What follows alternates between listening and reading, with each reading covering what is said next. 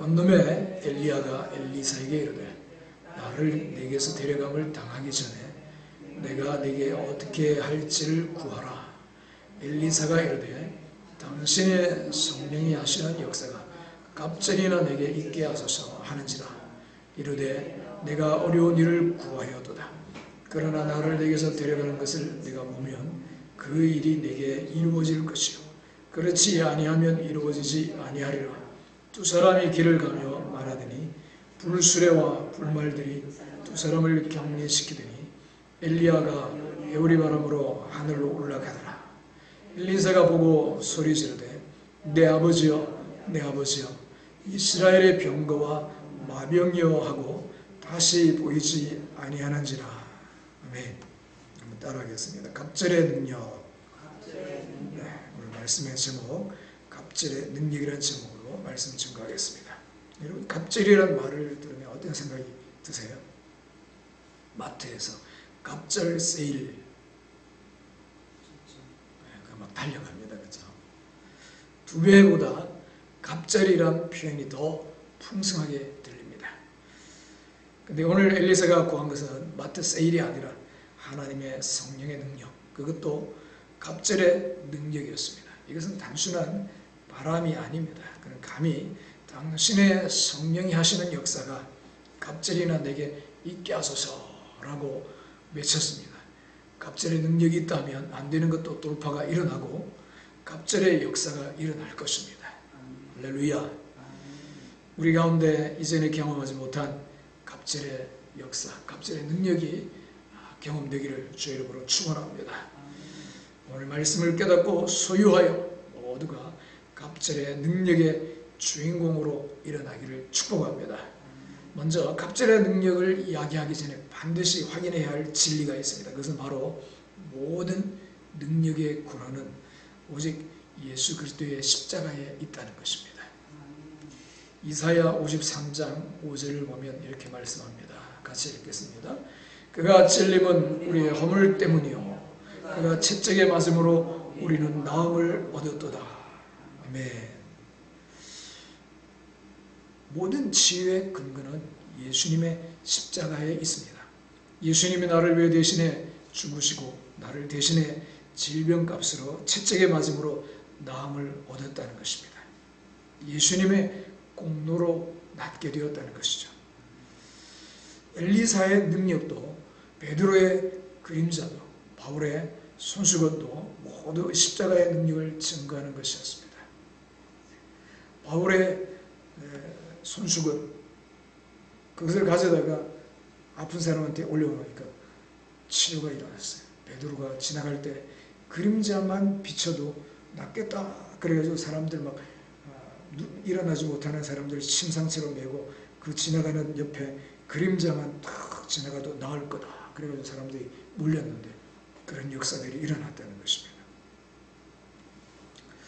18세기의 영국의 부흥사 존 웨슬레는 자신의 일기에 이렇게 적었습니다.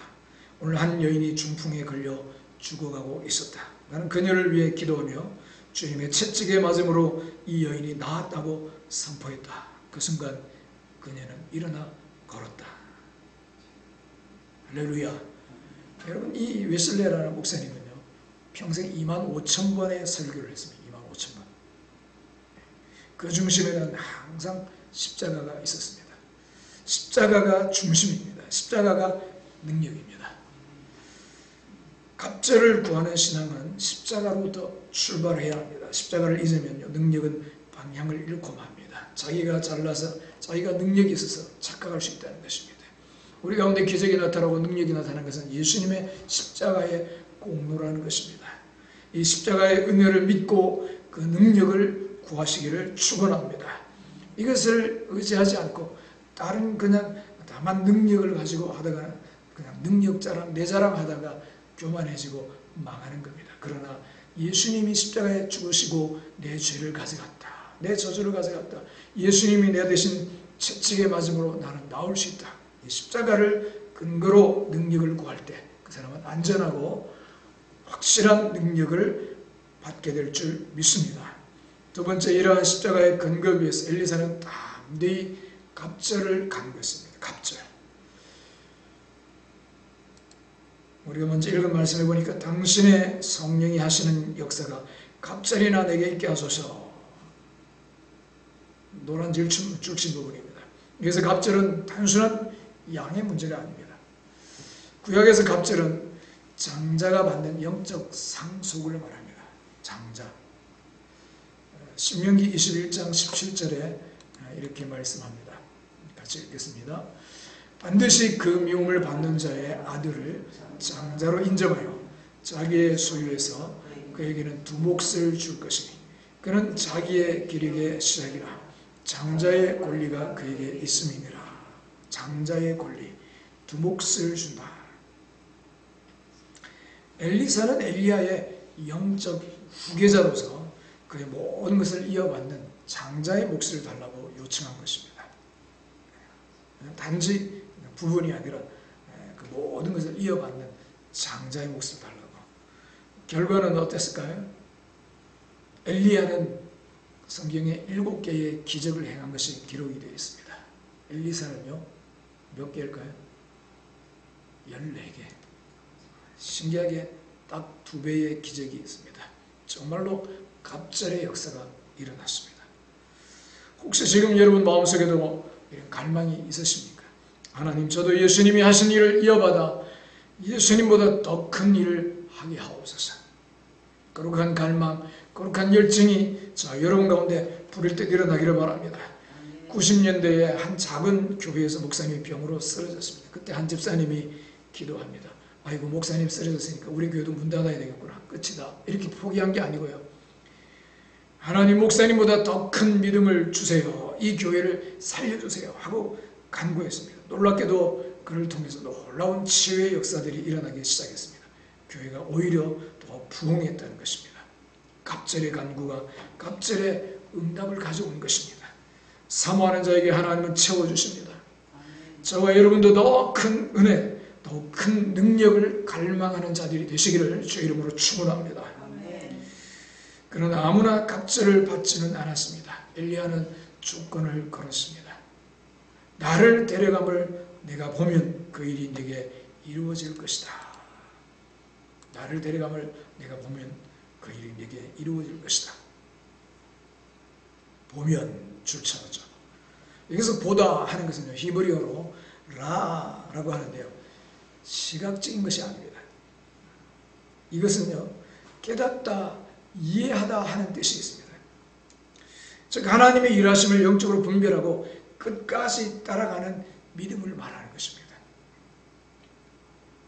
그래서 엘리야가 왜 자꾸 쫓아오느냐, 그만 와라 그만 와라 하는데 엘리사는 끝까지 따라갔거든요. 엘리야가 가는 곳에 엘리사가 끝까지 따라갔는데 중간에 포기할 경우도 많았습니다. 줄라면 주시고 말라면 마시고 그렇게 안 했다는 겁니다. 안 주면 나는 못 살아요. 정말 나는 그 능력을 안 받으면 안 돼요. 간절함으로 따라갔습니다. 그래서 엘리사가 끝까지 따라가는데 방해되는 것들이 사실은 많았습니다. 그러나 그에게는 끝까지 따라가는 믿음이 있었다는 것입니다. 여러분, 예수님의 제자 베드로는요, 주님의 변화산 사건을 보았습니다. 그러나 예수님의 영광을 체험했던 사람이었습니다. 주님을 부인할 때도 있었지만 회개하고 다시 일어났습니다. 그래서 후에 사도행전 5장에 이르러 그의 그림자만 지나가도 병자들이 낫게 되는 그런 사람이 된 것입니다. 끝까지 주님을 따르는 자였습니다. 반대로 우리는 어떤가요? 조금만 어려우면 포기하고 조금만 늦어지면 낙심합니다. 하지만 엘리사는 불수레, 불말, 회오리 바람 속에서도 끝까지 따랐습니다. 그래서 그는 받았습니다. 갑절의 능력을 받았습니다. 여러분, 치유는 즉각적으로 일어날 때도 있지만요, 점진적으로 일어날 때도 있습니다. 그렇기 때문에 즉각적으로 일어나지 않는다고 하나님 뜻이 아닌가 보다, 또 하나님이 원하지 않는가 보다 그렇게 생각하지 마시라는 겁니다. 치유는 하나님 뜻입니다. 건강한 것이 하나님 뜻입니다. 즉각적으로 일어날 때도 있지만 점점 일어날 수도 있습니다. 어떤 사람은요, 기도하고 2년 만에, 우리가 아까 본 영상에 보니까 2년 만에 기적이 일어난 사람도 있습니다. 포기하지 말고 주님을 붙드시기 바랍니다. 또한 이전의 방식만 고집하지 말고 하나님의 음성을 들으며 인도받으시기 바랍니다. 잘 안 될 때는요, 낙심하지 말고 주님께 묻고 나가야 됩니다. 주님, 응답이 더딘 것이 또는 내 길이 막힌 듯한 것이 무엇 때문입니까? 묻는 것을 할 줄 알아야 된다. 묻는 것. 하나님의 음성을 들을 수 있어야 한다는 거죠. 그렇게 되면 승리한다는 것입니다. 요거는 다음 설교에서 말씀을 드리겠습니다. 아무튼 끝까지 주님을 따르는 믿음, 그 믿음이 갑절의 문을 여는 열쇠입니다. 어떤 어려움과 반대 속에서도 끝까지 주님을 바라보고 승리하시기를 주의 이름으로 축원합니다. 마지막으로 십자가의 근거 위에서 간구하고 끝까지 따르는 믿음으로 받은 갑절의 능력은 신약에서 어떻게 확장되었을까? 신약을 보면 예수님의 성령님의 사역과 관련된 구절들에 공통적으로 나오는 단어들이 있습니다. 뭘까요? 다, 모든 것, 무엇이든지 이런 겁니다. 자, 읽겠습니다. 고린도전서 2장. 성령은 모든 것, 곧 하나님의 깊은 것까지도 통달하시느니라. 아멘. 모든 것 통달하신다. 밑에도 읽겠습니다. 요한복음. 나를 믿는 자는 내가 하는 일을 그도 할 것이요 또한 그보다 큰 일도 하리니 무엇이든지 구하면 내가 행하리라. 아멘. 무엇이든지 성령님이 오신 이유는 부분이 아닌 모든 것을 돕고 모든 것을 해결하기 위함입니다. 이것이 갑절의 진정한 의미입니다. 할렐루야. 부분이 아닌 모든 것. 여러분, 2018년에 파리의 한 집회에서요, 휠체어를 타고 온 30여 명의 사람들이 다 일어나서 걸어 나갔다는 겁니다. 또 실명으로 온, 눈이 멀어서 오는 사람들이 15명이 있었는데 모두가 눈을 떴다는 것이죠. 다 나음을 얻었다는 사도행전 5장 16절의 말씀이 그대로 재현된 것입니다. 외국만 그런 게 아니고요. 한국에서도 1980년대 한동대에서 수련을 했는데 80여 명이 모이는데 다 성령 체험하고 방언을 했다는 겁니다. 지금 이 자리에 그 성령님이 계십니다. 여러분을 통해 동일하게 일하시기를 원하십니다. 자, 그렇다면 오늘 말씀을 어떻게 우리에게 적용할 것인가? 첫 번째, 개인적으로 갑절의 믿음으로 도전하라는 것입니다. 20대 청년들에게 말씀드립니다. 여러분의 인생에서 가장 중요한 것은 무엇입니까? 취업입니까? 결혼입니까? 그것들도 중요하지만 가장 중요한 것은 하나님의 능력을 경험하는 것입니다. 엘리사처럼 갑절의 능력을 구하십시오. 여러분의 부모님보다 여러분의 선배들보다 더 큰 하나님의 역사를 경험하겠다고 기도하십시오. 하나님은 젊은 세대를 통해 더 큰 일을 하기 원하십니다. 작년 성도님들께 말씀드립니다. 지금이 포기할 때가 아닙니다. 오히려 지금이 갑절의 때입니다. 여러분의 인생 경험과 믿음이 합쳐질 때 하나님은 놀라운 일을 행하십니다. 야, 내가 이 나이에 뭘 하겠어? 그렇지 않습니다. 우리 가운데 주셨던 많은 경험들이 하나님의 믿음과 또 은혜가 능력이 합쳐질 때 놀랍게 쓰임받는다는 것 꼭 기억하시고 포기하지 마시고 하나님의 능력을 구하여 나아가는 여러분 되시기를 축복합니다. 자, 그렇다면 구체적으로 어떻게 될까? 매일 아침 책책에 맞음으로 나았다. 이사야 53장 5절 말씀을 선포하십시오. 아픈 가족이나 친구를 위해 담대히 기도하십시오. 작은 것부터 시작하시기 바랍니다. 두통, 감기, 작은 것부터 예수님의 이름으로 치유 기도하십시오. 두 번째, 가정에 적용을 하면요, 치유하는 가정이 되어야 하는 것입니다. 우리 가정이 치유의 통로가 되어야 합니다. 청년 여러분이 결혼하여 세울 가정이 치유의 가정이 되도록 지금부터 준비하십시오. 미래의 배우자와 자녀들을 위해 기도하며 치유의 믿음을 키워가시기 바랍니다. 여러분, 닥치면 하겠지가 아니라 믿음은요, 시간이 필요합니다. 자라가야 됩니다. 믿음을 키우시기 바랍니다. 작년 여러분의 가정에서 치유의 역사가 일어나게 하십시오. 남편의 스트레스, 자녀들의 상처, 부모들의 질병을 위해 담대히 기도하십시오. 여러분의 가정을 이웃들이 보고 소망을 갖게 되기를 축원합니다. 세 번째로, 불신자들에게 복음의 증거가 되라는 것입니다. 치유는 가장 강력한 전도의 도구입니다. 부천의 한 교회에 있었던 일입니다. 불교 신자였던 한 할머니가 무릎 관절염으로 고생을 많이 했습니다. 근데 교회 다니는 손주 며느리가 있었습니다. 할머니, 예수님께 기도해 보세요 라고 했습니다. 할머니는 뭐라고 했냐? 부처님도 안 들어주시는데 예수가 뭘 해주겠니? 라고 했습니다. 그러나 며느리의 간절한 기도를 받고 기적적으로 치유되었습니다.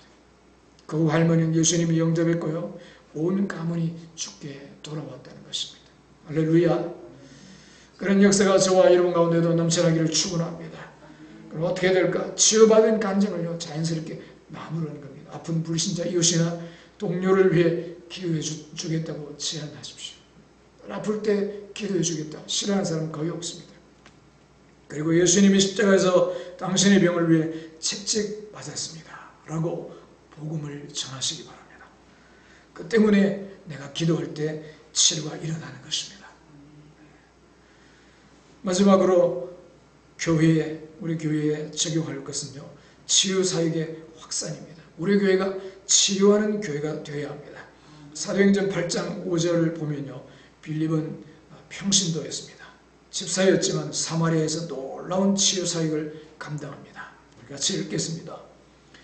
빌립이 사마리아 성에 내려가 그리스도를 백성에게 전파하니 무리가 빌립의 말도 듣고 행하는 표적도 보고 한 마음으로 그가 하는 말을 따르더라. 많은 사람에게 붙었던 더러운 귀신들이 크게 소리를 지르며 나가고 또 많은 중풍병자와 못 걷는 사람이 나으니 그 성에 큰 기쁨이 있더라.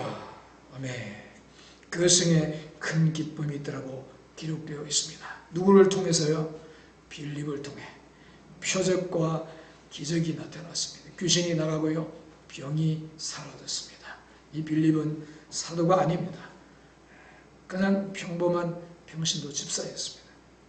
여러분, 직분이 사역하는 것이 아닙니다. 성령님이 사역하시는 것입니다. 여러분 모두가 치유사역의 주체가 될 수 있습니다. 교회 내에서 아픈 성도들을 위해 함께 기도하십시오. 기도한다. 아프다. 그러면 기도해달라. 그러면요, 벌떼처럼 달려들어서 붙들고 기도하는 겁니다. 목사님이나 그냥 손 얹고 하지. 나는 뭐 그냥 구경만 할래. 이게 아닙니다. 벌떼처럼 달려들어서 같이 기도할 때 역사가 일어나는 것입니다. 또 치유 기도 모임을 만들려고 계속 기도하세요. 그렇게 모임을 만드시고 병원 신방을 간다 그러면 담대하게 치유 기도를 해보시기 바랍니다. 에이 내가 뭐를 아닙니다. 예수님의 이름으로 성령의 능력으로 하는 것입니다. 내가 아닙니다. 할렐루야. 여러분 믿음으로 담대하게 도전하시기 바랍니다. 하나님 오늘도 갑절의 능력을 주시기를 원하십니다. 성령의 은사와 능력은 사모해야 주시고 사용해야 강해집니다. 자꾸 쓰면요 더 강해지는 겁니다. 더. 그러나 기억하십시오. 모든 치유, 모든 능력은 십자가에서 이미 주어졌습니다. 여러분 그 능력을 믿고 구하시겠습니까? 이번 주에 한 사람에게라도 치유 기도를 해보십시오. 예수님의 이름으로 선포해보세요. 여러분의 손을 통해서 역사하실 것입니다. 하나님이 바울의 손으로 놀라운 능력을 행하게 하시니 라고 했습니다. 이제 하나님이 여러분의 손으로도 놀라운 능력을 행하게 하실 것입니다. 여러분 모두가 갑절의 능력으로 쓰임받기를 주의 이름으로 축원합니다.